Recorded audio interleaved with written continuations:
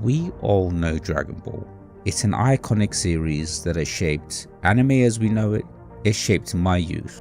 Now the battles, the transformations, the unforgettable moments. But behind every Kamehameha, behind every Super Saiyan transformation, there's an intricate web of creative forces, business decisions, and key players.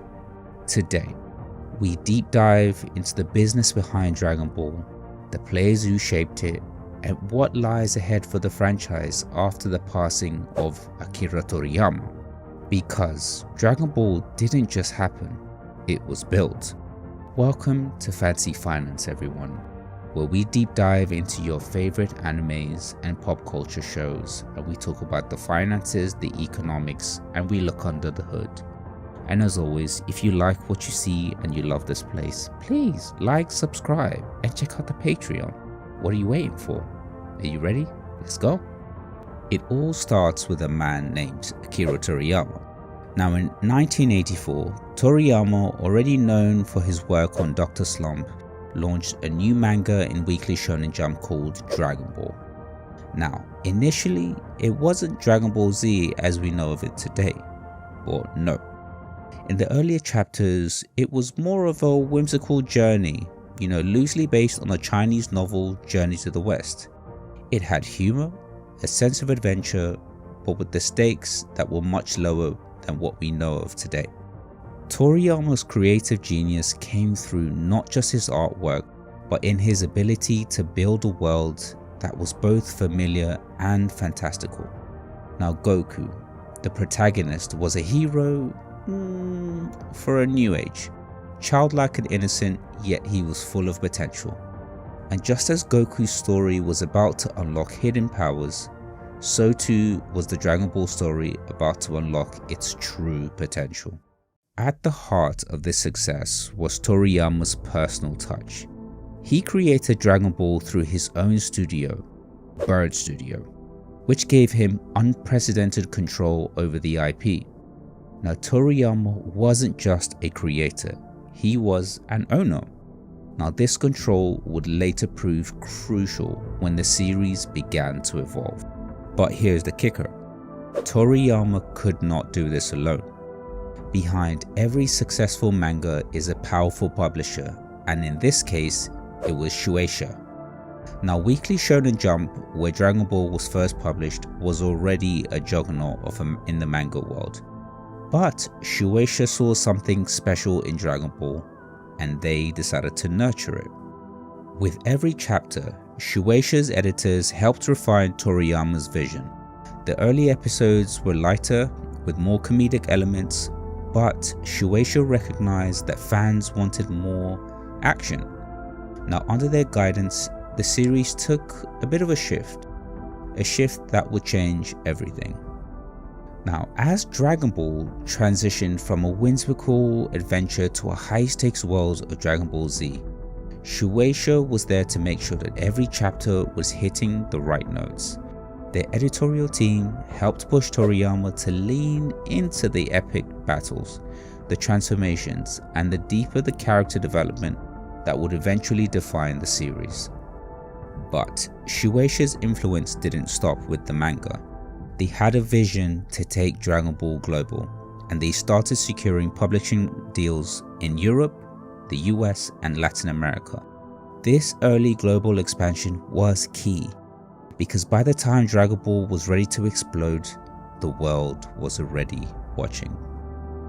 Now, while the manga was a runaway hit in Japan, it was the anime adaptation by Toei Animation that transformed Dragon Ball into a worldwide sensation.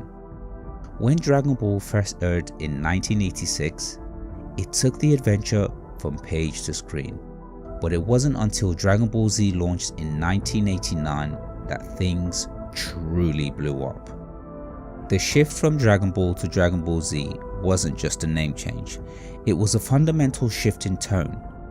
The stakes were higher, the fights were more intense, and the transformation, let's just say they got a little bit more legendary.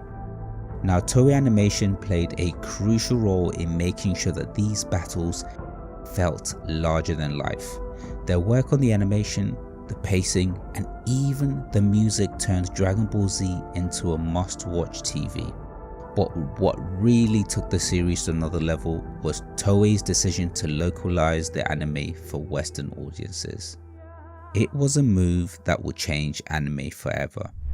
Now, Toei's partnerships with international broadcasters brought Dragon Ball Z to the US, Latin America, and Europe, turning Goku into a household name. For many of us outside Japan, Dragon Ball Z was the first anime we would ever watch, and it's what got us hooked. Dragon Ball Z wasn't my first anime, by the way, but it was probably the one that hooked many of us, that turned us into lifelong fans.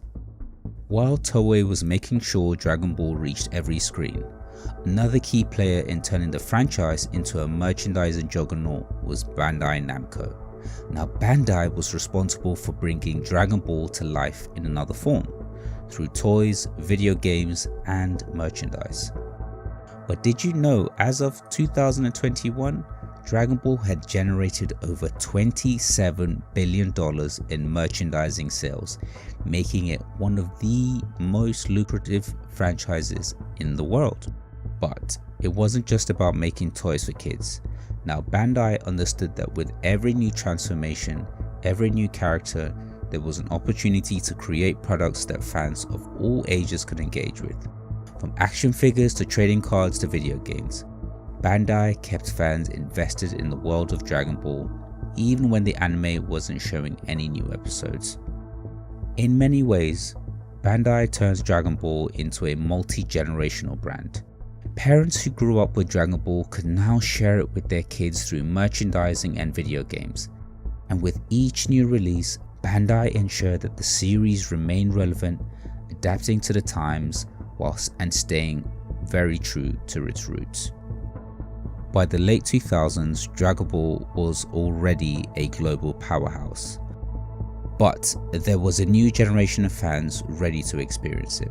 Enter Dragon Ball Z Kai, a remastered version of Dragon Ball Z that trimmed the fat, literally. Now, Kai was faster, more streamlined, and cut out a lot of the infamous filler episodes that bogged down the original show. Now, Toei Animation knew what they were doing with Kai. They took the classic episodes, updated them for the modern audience, cleaning up the animation and tightening up the pacing. But what made Kai particularly smart was its ability to reintroduce Dragon Ball Z to a younger audience while keeping the core story intact. Now, this was a strategic move that reignited passion amongst longtime fans, bringing in new ones. Now, Kai didn't just remaster the show, it reasserted Dragon Ball Z's place as one of the greatest anime of all time.